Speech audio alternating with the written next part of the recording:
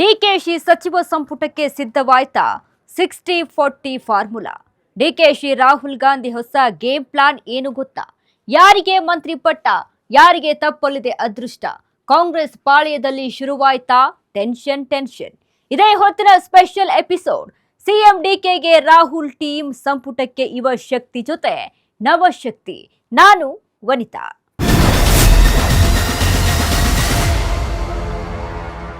ಹೌದು, CM DK Shivakumar ಸಂಪುಟಕ್ಕೆ ಈಗ ಹೈಕಮಾಂಡ್ ಹೊಸದೊಂದು ಫಾರ್ಮುಲಾ ರೆಡಿ ಮಾಡಿದೆ. ಅದೇ 60-40 ಸೂತ್ರ. ಇದು ಬರೀ ಸಚಿವ ಸಂಪುಟ ಪುನಾರಚನೆಯಲ್ಲ, ಇದು 2028ರ ಮಹಾಸಮರಕ್ಕೆ ಕಾಂಗ್ರೆಸ್ ಹೆಣೆಯುತ್ತಿರುವ ಬ್ರಹ್ಮಾಸ್ತ್ರ. ಕಾಂಗ್ರೆಸ್ ಹೈಕಮಾಂಡ್ ಸಸ್ಪೆನ್ಸ್ ರೂಮ್ನಲ್ಲಿ ನಡೆದ ಆ 80 ನಿಮಿಷಗಳ ಹೈ ವೋಲ್ಟೇಜ್ ಮೀಟಿಂಗ್ನಲ್ಲಿ ಪವರ್ಫುಲ್ ಫಾರ್ಮುಲಾ ಒಂದು ಹೊರಬಿದ್ದಿದೆ. ಮಾಜಿ ಸಿಎಂ ಸಿದ್ದರಾಮಯ್ಯ ಹಾಗೂ ಸಿಎಂ ಡಿಕೆ ಶಿವಕುಮಾರ್ ಎದುರು ರಾಹುಲ್ ಗಾಂಧಿ ಇಟ್ಟ ಆ ಡಿಮ್ಯಾಂಡ್ ಆದ್ರೂ ಏನು? ಯಾರಿಗೆ ಅದೃಷ್ಟ, ಯಾರಿಗೆ ಟೆನ್ಷನ್? ಈ ಸ್ಪೆಷಲ್ ಎಪಿಸೋಡ್ನಲ್ಲಿ ಡಿಕೆ ಸಂಪುಟ ಪುನರ್ರಚನೆಯ ಸಸ್ಪೆನ್ಸ್ ಏನು ಅನ್ನೋದನ್ನ ನೋಡೋಣ ಬನ್ನಿ. ಡಿಕೆಶಿ ಸಚಿವ ಸಂಪುಟಕ್ಕೆ ಸಿದ್ಧವಾಯಿತು 60-40 ಫಾರ್ಮುಲಾ.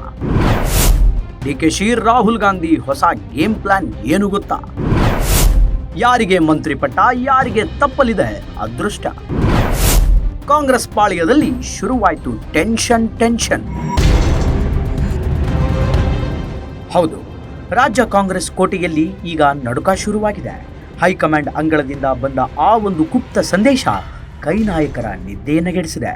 ಸಿಎಂ ಪಟ್ಟದ ಸಾರಥಿ ಟ್ರಬಲ್ ಶೂಟರ್ ಡಿಕೆ ಶಿವಕುಮಾರ್ ಸಂಪುಟಕ್ಕೆ ಈಗ ದೆಹಲಿಯಿಂದ ಒಂದು ಬಿಗ್ ಗ್ರೀನ್ ಸಿಗ್ನಲ್ ಸಿಕ್ಕಿದೆ. ಅದೇ 60-40 ಫಾರ್ಮುಲಾ. ಏನಿದು 60-40 ಸೂತ್ರ? ಎಸ್, ಸಿಎಂ ಡಿಕೆ ಶಿವಕುಮಾರ್ ಮತ್ತು ರಾಹುಲ್ ಗಾಂಧಿ ಹೆಣೆದಿರುವ ಆ ಅಸಲಿ ಚದುರಂಗದ ಆಟ ಏನು? ಯಾರಿಗೆ ಸಿಗಲಿದೆ ಅದೃಷ್ಟದ ಮಂತ್ರಿಗಿರಿ? ಯಾರಿಗೆ ಕೈ ತಪ್ಪಲಿದೆ ಸಚಿವ ಸ್ಥಾನದ ಭಾಗ್ಯ? ಯುವಶಕ್ತಿ ಜೊತೆ ನವಶಕ್ತಿ ತುಂಬಲು ಸಜ್ಜಾದ ರಾಹುಲ್ ಟೀಮಿನ ಪ್ಲಾನ್ ನಂಬರ್ 1 ಏನು ಅನ್ನುವಂತಹ ಹಲವಾರು ಪ್ರಶ್ನೆಗಳು ಕಾಂಗ್ರೆಸ್ ಪಾಳ್ಯದಲ್ಲಿ ಈಗ ಹುಟ್ಟುಕೊಂಡಿವೆ. ಸಚಿವರಾಗೋದಕ್ಕೆ ನೂರಾರು ಆಕಾಂಕ್ಷಿಗಳು ರೈಟ್ ನೌ ಈಗ ಕ್ಯೂ ನಿಂತಿದ್ದಾರೆ. ಆದರೆ ಹೈಕಮಾಂಡ್ ಲೆಕ್ಕಾಚಾರವೇ ಬೇರೆ ಇದೆ. ರಾಹುಲ್ ಗಾಂಧಿ ನೇತೃತ್ವದ ಕೋರ್ ಕಮಿಟಿ ಸಿದ್ಧಪಡಿಸಿರುವ ಆ ಹೊಸ ಗೇಮ್ ಪ್ಲಾನ್ ಹೆಸರೇ 60-40 ಫಾರ್ಮುಲಾ. ಡಿಕೆ ಸರ್ಕಾರದಲ್ಲಿ ಈಗ ಸಂಚಲನ ಸೃಷ್ಟಿಯಾಗ್ತಾ ಇರೋದೇ ಸಚಿವ ಸಂಪುಟ ವಿಸ್ತರಣೆಯ ಕಸರತ್ತು. ಬೆಂಗಳೂರಿನಿಂದ ದೆಹಲಿಯವರೆಗೆ ನಾಯಕರ ದಂಡು ನಿರಂತರವಾಗಿ ಓಡಾಡ್ತಾನೇ ಇದೆ. ಆದರೆ ಈ ಬಾರಿ ಹೈಕಮಾಂಡ್ ಹಾಕಿರುವಂತಹ ಲೆಕ್ಕಾಚಾರವೇ ಬೇರೆ.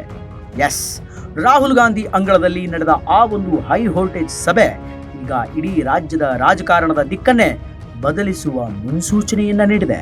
ಮೊದಲ ಹಂತದಲ್ಲಿ ಕೆಲವು ಅನುಭವಿಗಳಿಗಷ್ಟೇ ಮಣೆ ಹಾಕಿದಂತಹ ಹಸ್ತಪಡೆ ಈಗ ಎರಡನೇ ಹಂತದಲ್ಲಿ ಹಿರಿಯರ ಜೊತೆ ಯುವ ರಕ್ತಕ್ಕೂ ಅವಕಾಶ ಕೊಡಲು ಮುಂದಾಗಿದೆ.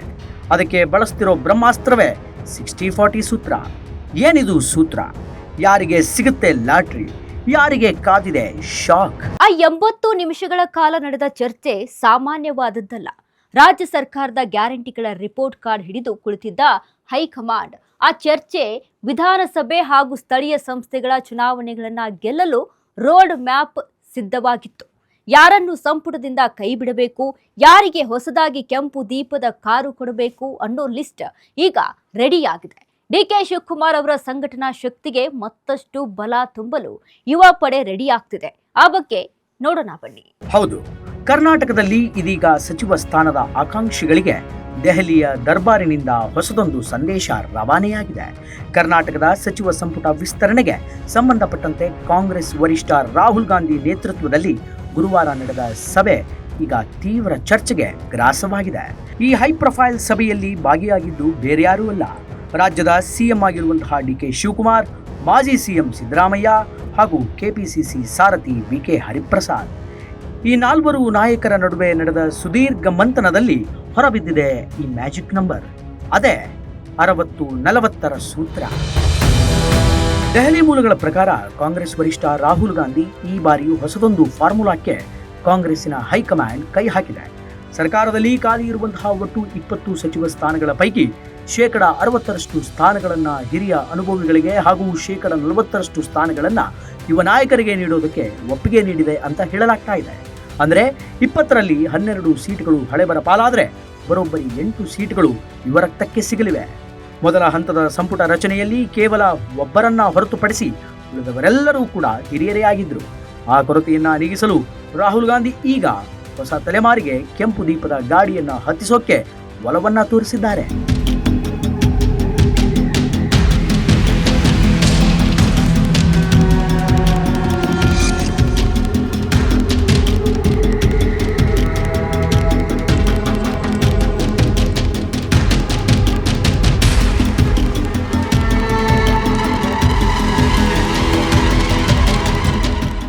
ಹೌದು, ಸರ್ಕಾರ ನಡೆಸೋದು ಅಷ್ಟು ಸುಲಭವಲ್ಲ.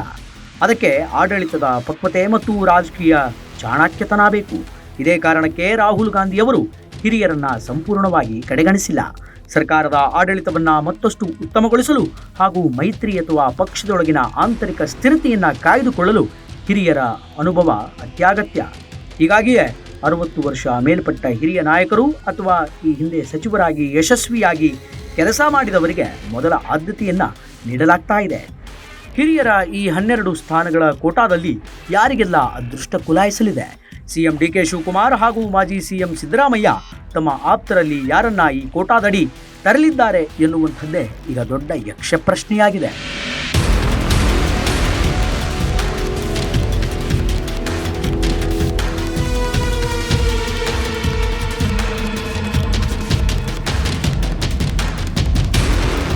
ಕಾಂಗ್ರೆಸ್ ಪಕ್ಷದ ಭವಿಷ್ಯವನ್ನ ಗಟ್ಟಿಗೊಳಿಸಬೇಕಾದ್ರೆ ಹೊಸ ತಲೆಮಾರಿನ ನಾಯಕರನ್ನ ಈಗಿನಿಂದಲೇ ಬೆಳೆಸಬೇಕು ಅನ್ನೋದು ರಾಹುಲ್ ಗಾಂಧಿಯವರ ದೂರದೃಷ್ಟಿ.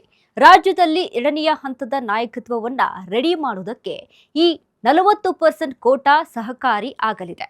ಯುವ ಶಾಸಕರಿಗೆ ಸಚಿವ ಸ್ಥಾನದ ಗಿಫ್ಟ್ ನೀಡುವುದಕ್ಕೆ ಹೈಕಮಾಂಡ್ ತೀರ್ಮಾನಿಸಿದೆ. ಈ ನಿರ್ಧಾರ ಯುವ ಶಾಸಕರಲ್ಲಿ ಹೊಸ ಜೋಶ್ ತುಂಬಿದೆ ನಿಜ. ಆದ್ರೆ ಸಚಿವ ಸ್ಥಾನದ ನಿರೀಕ್ಷೆಯಲ್ಲಿದ್ದ ಹಲವು ಹಿರಿಯ ಆಕಾಂಕ್ಷಿಗಳಿಗೆ ಈ 60-40 ಫಾರ್ಮುಲಾ ನುಂಗಲಾರದ ತುತ್ತಾಗಿ ಪರಿಣಮಿಸಿದೆ. ಆ ಬಗ್ಗೆ ನೋಡೋಣ ಬನ್ನಿ. ಹೌದು, ಮೂಲಗಳ ಪ್ರಕಾರ ಹೈಕಮಾಂಡ್ ನಾಯಕರು ಸದ್ಯಕ್ಕೆ ತೇಪೆ ಹಚ್ಚುವ ಕೆಲಸಕ್ಕೆ ಕೈ ಹಾಕೋದಕ್ಕೆ ಸಿದ್ಧರಿಲ್ಲ. ಅವರು ಕಣ್ಣಿಟ್ಟಿರೋದು 2028ರ ವಿಧಾನಸಭಾ ಚುನಾವಣೆ ಮೇಲೆ. ಮುಂಬರುವಂತಹ ಚುನಾವಣೆಯನ್ನ ಗಮನದಲ್ಲಿ ಇಟ್ಟುಕೊಂಡು ಭವಿಷ್ಯದ ನಾಯಕತ್ವವನ್ನ ಬೆಳೆಸಲು ಯುವ ನಾಯಕರಿಗೆ ಹೆಚ್ಚಿನ ಆದ್ಯತೆ ನೀಡುವ ಹೊಸ ಸಚಿವ ಸಂಪುಟ ರಚಿಸಬೇಕು ಎಂಬ ಗಂಭೀರ ಸಲಹೆಯನ್ನ ಹಿರಿಯ ನಾಯಕರು ನೀಡಿದ್ದಾರೆ ಅಂತ ಹೇಳಲಾಗ್ತಾ ಇದೆ. ಹಳಬರನ್ನ ಕೈಬಿಟ್ಟು ಹೊಸಬರಿಗೆ ಮಣೆ ಹಾಕುವ ತಂತ್ರ ಇದಾಗಿದೆ. ಯಾರಿಗೆ ಸಿಗುತ್ತೆ ಹೈಕಮಾಂಡ್ ಆಶೀರ್ವಾದ? ಯಾರ ಕೈ ಹಿಡಿಯಲಿದ್ದಾರೆ ದೆಹಲಿಯ ದೊರೆಗಳು? ಹೌದು, ಪ್ರತಿ ಪ್ರಭಾವಿ ಶಾಸಕರು ತಮ್ಮದೇ ಆದ ಗಾಡ್ ಫಾದರ್ಗಳ ಮೂಲಕ ಲಾಬಿಯನ್ನು ನಡೆಸ್ತಾ ಇದ್ದಾರೆ. ಎಐಸಿಸಿ ಅಧ್ಯಕ್ಷರ ಕಚೇರಿ, ರಾಜ್ಯ ಉಸ್ತುವಾರಿಗಳ ಮನೆ, ಹಿರಿಯ ನಾಯಕರ ನಿವಾಸಗಳಿಗೆ ಭೇಟಿಯನ್ನು ನೀಡ್ತಾ ಇದ್ದಾರೆ.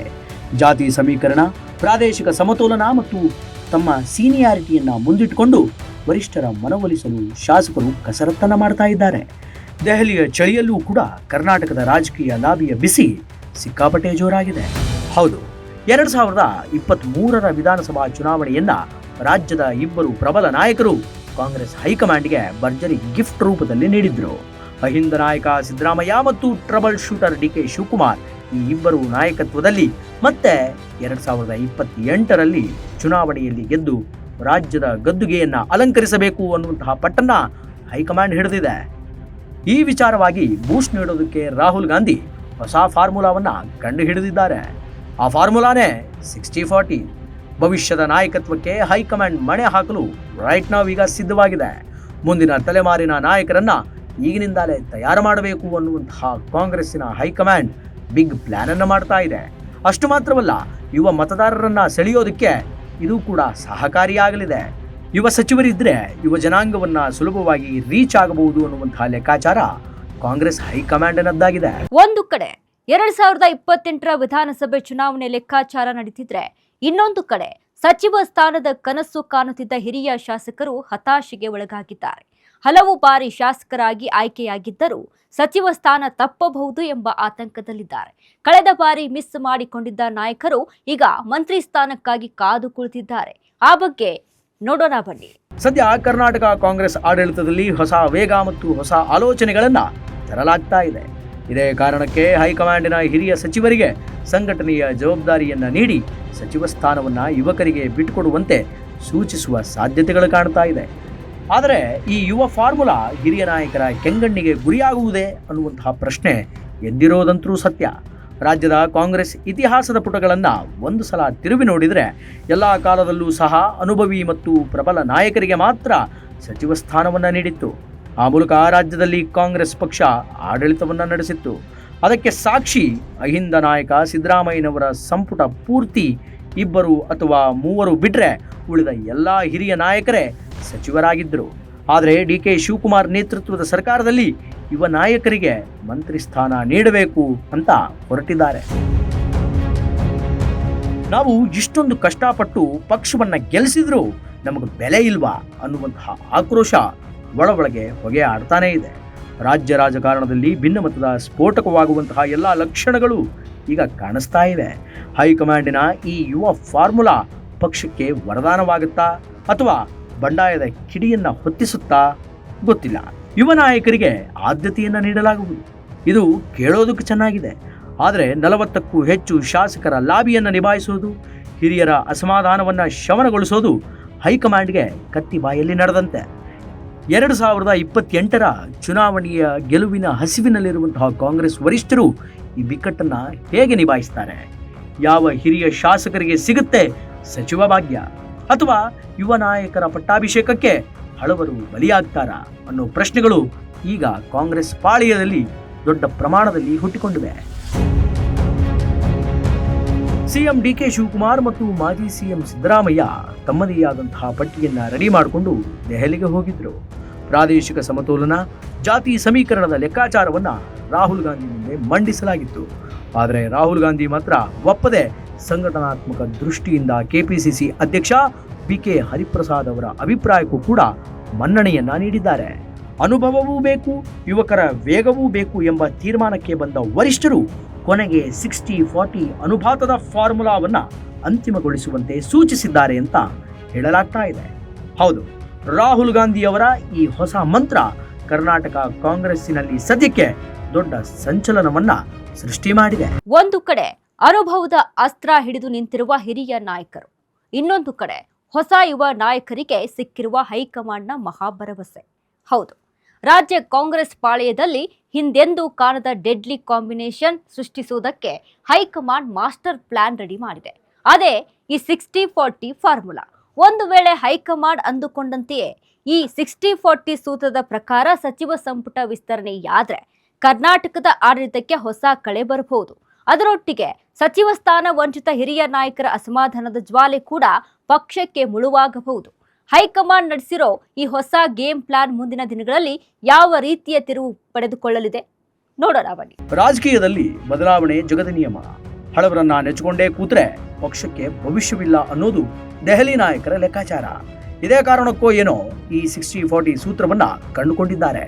ಅಂದ್ರೆ 60% ಅನುಭವಿಗಳು, 40% ಯುವ ನಾಯಕರು ಈ ಬಾರಿ ಅಖಾಡಕ್ಕೆ ಇಳಿತಾ ಇದ್ದಾರೆ. ಈ ಸೂತ್ರ ಯುವ ಶಾಸಕರಲ್ಲಿ ಹೊಸ ಜೋಶ್ ತುಂಬಿರೋದಂತೂ ಸುಳ್ಳಲ್ಲ. ತಲೆಮಾರುಗಳ ಬದಲಾವಣೆಗೆ ನಾಂದಿ ಹಾಡಲು ಹೊರಟಿರುವ ಹೈಕಮಾಂಡ್ ಆಡಳಿತಕ್ಕೆ ಹೊಸ ಕಳೆ ತರಲು, ಹೊಸ ವೇಗ ನೀಡಲು ಈ ಸರ್ಜರಿಗೆ ಮುಂದಾಗಿದೆ.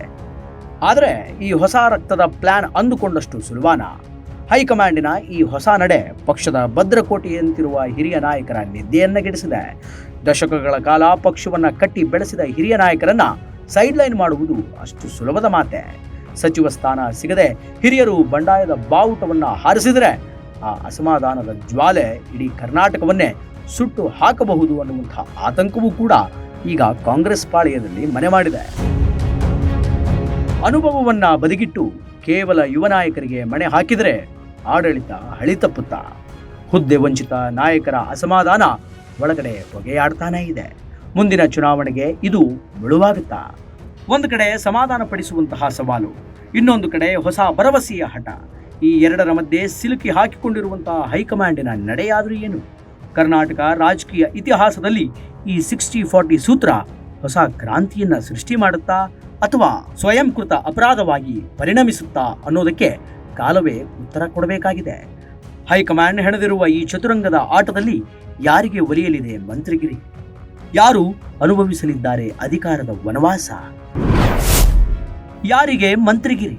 ಇದು DK ಶಿವಕುಮಾರ್ ಕೋಟ, ಲಕ್ಷ್ಮೀ ಹೆಬ್ಬಾಳ್ಕರ್ ಬೆಳಗಾವಿ ಗ್ರಾಮೀಣ, ಲಕ್ಷ್ಮಣ್ ಸವದಿ ಅಥಣಿ, ಆರತಿ ಕೃಷ್ಣ ಪರಿಷತ್ ಸದಸ್ಯೆ, N A. Haris Shantinagar, H C. Balakrishna Magadi, N. Chaluvanarayana Swamy Nagamangala, S S. Mallikarjun Davanagere ಉತ್ತರ, ಎಸ್.ಆರ್. ಶ್ರೀನಿವಾಸ್ ಗುಬ್ಬಿ, ಮಧು ಬಂಗಾರಪ್ಪ ಸೊರಬ, ಕೆ.ಎಂ. ಶಿವಲಿಂಗೇಗೌಡ ಅರಸೀಕೆರೆ, ರಿಜ್ವಾನ್ ಅಹಮದ್ ಶಿವಾಜಿನಗರ, ರಘುಮೂರ್ತಿ ಚಳಿಕೆರೆ. ಯಾರಿಗೆ ಸಿಗುತ್ತೆ ಮಂತ್ರಿಗಿರಿ? ಇದು ಸಿದ್ದರಾಮಯ್ಯನವರ quota. Doctor H C. Mahadevappa T. Narasipura, K N. Rajanna Madhugiri, B. Nagendra Ballari ಗ್ರಾಮೀಣ, ದಿನೇಶ್ ಗುಂಡೂರಾವ್ ಗಾಂಧಿನಗರ, ಸಂತೋಷ್ ಲಾಡ್ ಕಲಘಟಗಿ, ಕೆ. ವೆಂಕಟೇಶ್ ಪಿರಿಯಾಪಟ್ನ. ಇದು ರಾಹುಲ್ ಗಾಂಧಿ ಕೋಟ. ಬಿ.ಕೆ. ಹರಿಪ್ರಸಾದ್ ಪರಿಷತ್ ಸದಸ್ಯ, ಎನ್.ಎಸ್. ಬೋಸರಾಜು ಪರಿಷತ್ ಸದಸ್ಯ, ರಹೀಂ ಖಾನ್ ಬೀದರ್, ಶಿವಾನಂದ ಪಾಟೀಲ್ ಬಸವನ ಬಾಗೇವಾಡಿ, ಎಚ್.ಕೆ. ಪಾಟೀಲ್ ಗದಗ, ಪಿ.ಎಂ. ನರೇಂದ್ರ ಸ್ವಾಮಿ ಮಳವಳ್ಳಿ, ಬೇಲೂರು ಗೋಪಾಲಕೃಷ್ಣ ಸಾಗರ. ಇದು ಕೆ.ಸಿ. ವೇಣುಗೋಪಾಲ್ ಕೋಟ. ಜಮೀರ್ ಅಹಮದ್ ಖಾನ್ ಚಾಮರಾಜನಗರ, ಎಂ. ಕೃಷ್ಣಪ್ಪ ವಿಜಯನಗರ. ದೆಹಲಿ ಸಭೆಯಲ್ಲಿ ಸಿಎಂ ಡಿ.ಕೆ. ಶಿವಕುಮಾರ್ ಹಾಗೂ ಮಾಜಿ ಸಿಎಂ ಸಿದ್ದರಾಮಯ್ಯ ಇಬ್ಬರು ತಮ್ಮದೇ ಆದ ಲೆಕ್ಕಾಚಾರಗಳನ್ನ ಹೈಕಮಾಂಡ್ ಮುಂದೆ ಇಟ್ಟಿದ್ದಾರೆ. ಜಾತಿ ಸಮೀಕರಣ, ಪ್ರಾದೇಶಿಕ ಸಮತೋಲನ ಇವೆಲ್ಲವನ್ನೂ ಸರಿದೂಗಿಸಿ ಅಸಮಾಧಾನದ ಬೆಂಕಿ ಹೊತ್ತಿಸಿಕೊಂಡಂತೆ ಈಗ ಸೂತ್ರವನ್ನ ಅಪ್ಲೈ ಮಾಡೋದು ಡಿ.ಕೆ. ಶಿವಕುಮಾರ್ಗೆ ಬಿಗ್ ಚಾಲೆಂಜ್ ಆಗಿದೆ. ಆದರೆ ರಾಹುಲ್ ಗಾಂಧಿ ಮಾತ್ರ ನನಗೆ ಪರ್ಫಾರ್ಮೆನ್ಸ್ ಮುಖ್ಯ, ಯುವಕರಿಗೆ ಚಾನ್ಸ್ ಸಿಗಲೇಬೇಕು ಅಂತ ಖಡಾಖಂಡಿತವಾಗಿ ಹೇಳಿದ್ದಾರೆ ಅಂತ ಹೇಳಲಾಗ್ತಾ ಇದೆ. ಕರ್ನಾಟಕ ರಾಜಕಾರಣದಲ್ಲಿ ಈಗ ಬದಲಾವಣೆಯ ಗಾಳಿ ಬೀಸ್ತಾ ಇದೆ. ಅನುಭವಿಗಳ ಗತ್ತು, ಯುವಕರ ಜಿಗುಟು ಎರಡನ್ನೂ ಒಗ್ಗೂಡಿಸಿಕೊಂಡು ಡಿ.ಕೆ. ಶಿವಕುಮಾರ್ ಹೊಸ ಇತಿಹಾಸವನ್ನ ಬರೀತಾರ? ರಾಹುಲ್ ಗಾಂಧಿಯವರ ಈ 60-40 ಸೂತ್ರ ಕರ್ನಾಟಕ ಕಾಂಗ್ರೆಸ್ ಪಾಲಿಗೆ ಸಂಜೀವಿನಿಯಾಗುತ್ತಾ ಅಥವಾ ಹೊಸ ಬಂಡಾಯಕ್ಕೆ ದಾರಿಯಾಗುತ್ತಾ ಅನ್ನೋ ಪ್ರಶ್ನೆಗಳು ಈಗ ನೂರೆಂಟಿವೆ. ದೆಹಲಿ ಸಭೆಯ ಆ ಮಂಥನದ ಫಲಿತಾಂಶ ಶೀಘ್ರದಲ್ಲಿಯೇ ವಿಧಾನಸೌಧದ ಕಾರಿಡಾರ್ನಲ್ಲಿ ಕಾಣಿಸಿಕೊಳ್ಳಲಿದೆ. ಹೈಕಮಾಂಡ್ ಕೊಟ್ಟಿರುವಂತಹ ಟಾಸ್ಕ್ ಅನ್ನ ಡಿ.ಕೆ. ಹೆಂಗ್ ನಿಭಾಯಿಸ್ತಾರೆ ಅನ್ನೋದನ್ನ ಕಾದು ನೋಡಬೇಕಾಗಿದೆ. ಇದು ಈ ಹೊತ್ತಿನ ಸ್ಪೆಷಲ್ ಎಪಿಸೋಡ್. ನೋಡ್ತಾ ಇರಿ ಅಶ್ವವೇಗ ನ್ಯೂಸ್. ಇದು ಸತ್ಯಾನ್ವೇಷಣೆಯ ಓಟದಲ್ಲಿ.